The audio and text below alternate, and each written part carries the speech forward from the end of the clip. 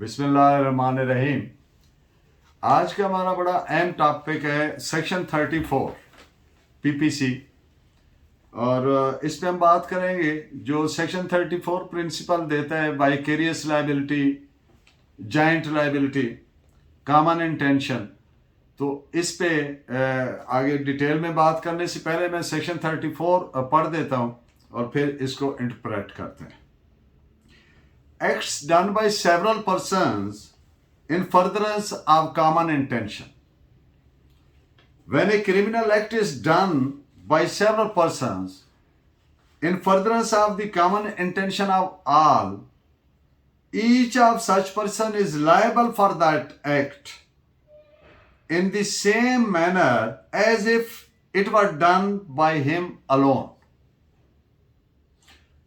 यानी एक से ज्यादा अफराद जब नियत मुश्तरका से एक ही नियत यानी जिनकी बनी हुई, जब कोई मुजरमाना फेल करते हैं या यूं कह लें कि किसी जुर्म का इर्तिकाब करते हैं, तो उनमें से हर एक शख्स इनफरादी तौर पर यह तस्वर होगा कानून की नजर में जैसे इस अकेले ने यह जुर्म किया है।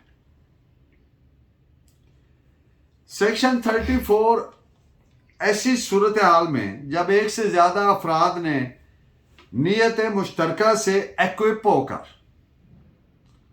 खुफिया या एलानिया अल्फाज से या अफाल से, बाय वर्ड्स और बाय एक्ट्स,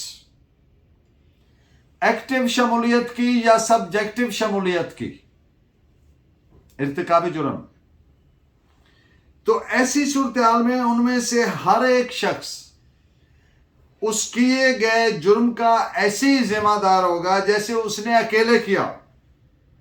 तो यानी ये सेक्शन 34 क्रिमिनल जॉइंट लायबिलिटी का प्रिंसिपल देता है, और इस प्रिंसिपल की बुनियादी तौर पर 4 वजूहात है। पहली वजह क्या है? Number 1, if it had been done by him in case of joint action, it is difficult to ascertain act of commission or omission of an individual distinctly so as to fix precise criminal liability. यानी पहली वजह यह है कि मुश्तरका action में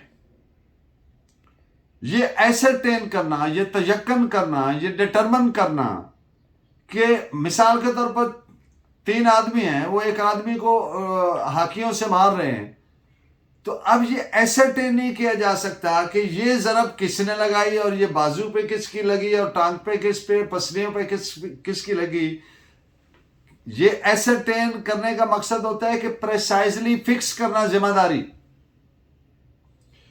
तो ये चूंकि मुश्किल होता है इसलिए ये सेक्शन दिया गया। दूसरी वजह क्या है? शरीके जुर्म अकम्पलिस की मौजूदगी से क्या फर्क पड़ता है? इससे एनकरेजमेंट होती है।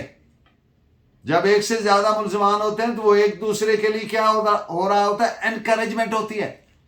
दूसरा क्या होता है? इस तहफ़्फ़ुज़ का एहसास होता है। उनको जुर्म करने वालों को एक सेंस ऑफ प्रोटेक्शन होता है एक दूसरे की मौजूदगी की वजह से।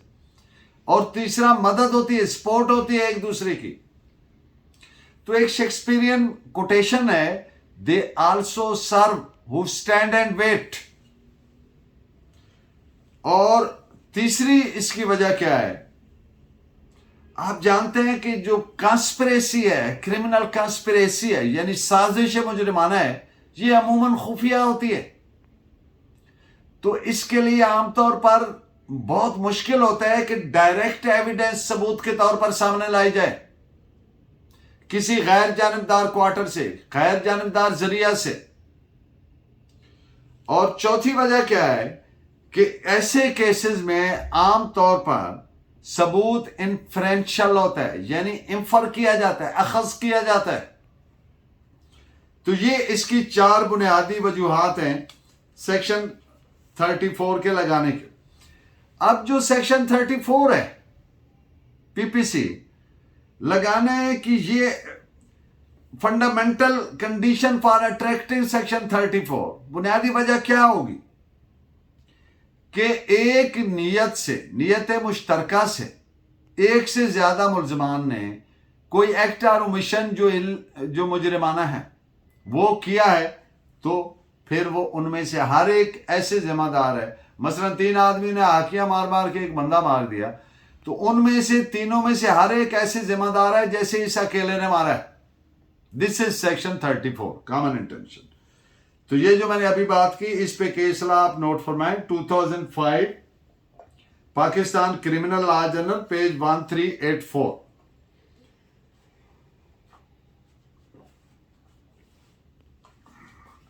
और जो मैंने बात की कि मुलजमान हाकियों से मार रहे, अब इस पे एक केस आया अदालत में जिसमें फैक्ट्स ऐसे थे कि एक से ज्यादा मुलजमान थे, उनके पास डंडे थे, उन्होंने एक आदमी को असाल्ट किया, हमला किया, उसको डंडे मारते रहे, गिर गया, मारते रहे और वो बंदा मर गया। वो मुलजमान इकट्ठे आए थे और ये इलीगल एक्ट, ये जुर्म करने के बाद इकट्ठे प्लेस ऑफ अकरेंस से यानी जाए वकुआ से इकट्ठे चले गए।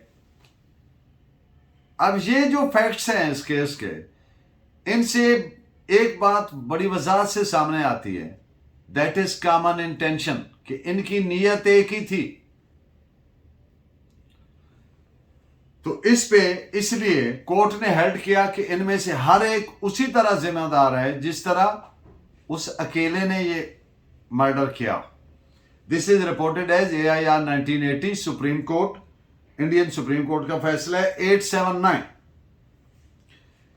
Section main feature of section 34, main खसूसियत इसकी क्या है? Element of participation in actions and it needs not in all cases physical presence.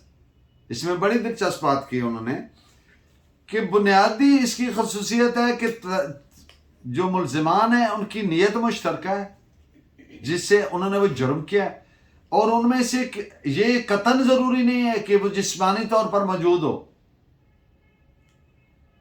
इसमें असूल जो है वज़ा किया गया है वो नीयत मुश्तरका से मुजरिमाना एक्ट में शामिल होना है। ये इसलिए बुनियादी तौर पर है कि उस तरह की सूरत जिसमें फिक्स नहीं की जा सकती लायबिलिटी किसी एक इंजरी की, तो उसको कवर करती है, and it is termed as joint liability as well as vicarious liability भी बोलते हैं, कॉमन इंटेंशन भी बोलते हैं। So this is reported as, ये जो मैं अभी बात कर रहा था, PLD 1983 supreme Court page 35। Section 34 हमें रूल देता है आप वाइकेरियस लायबिलिटी, वाइकेरियस नियाबती जिम्मेदारी, यानी दूसरे के बेहाफ पे, दूसरे की वजह से, for act done in furtherance of common intention of all, जो मिलकर अपनी मुश्तरका नियत की पूरा करने के लिए, उसके in furtherance of that intention, तो वो उनमें से हर एक लायबल होगा। This is reported as PLD 1996 Supreme Court page 1229। और आज के लेक्चर के आखिर में एक केस लॉ आपके सामने रखता हूं।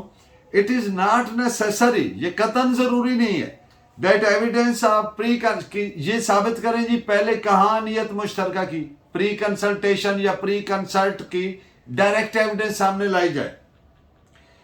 जो क्रिमिनल इंटेंशन है, it can be gathered from the circumstances of the case. वो कहते हैं ना कि इंटेंशन क्या है? इंटेंशन एक स्टेट ऑफ माइंड है, एक ज़हन की कैफियत है। तो ज़हन की कैफियत को कैसे आप एसरटेन करेंगे, कैसे गेज करेंगे? From the surrounding facts and circumstances. तो उस केस के जो हालात वाकयात होंगे उनसे पता चलेगा कि इनकी नीयत कैसी थी। Such intention can develop on the spur of the moment. ये जरूरी नहीं कि वो पहले से वो इंटेंशन डेवलप करके आए हों, वो मौके पर भी हो सकती है, या दौराने अफेंस, जुर्म करने के दौरान भी हो सकती है। एक पर्सन को कहा जा सकता है कि कॉमन इंटेंशन शेयर की कि उसके साथी मुलजिम ने, कंप्लेस ने, शरीके जुर्म ने जब अटैक स्टार्ट किया तो दूसरे ने उसको फॉलो करते हुए उसने भी हिट की, तो इससे क्या हो गया, उसके वो शरीके वो कॉमन इंटेंशन के जुमरे में आ गए। सेक्शन 34 उस पर अट्रैक्ट होगा, लागू होगा। तो इस पे 3 फैसले आप note फरमाएं। PLD 1954, FC 77, PLD 1960 Karachi 797, and AIR 1955, Supreme Court, page 216. Keep watching and guiding me by your valuable comments. Thank you very much, and Allah Negeban.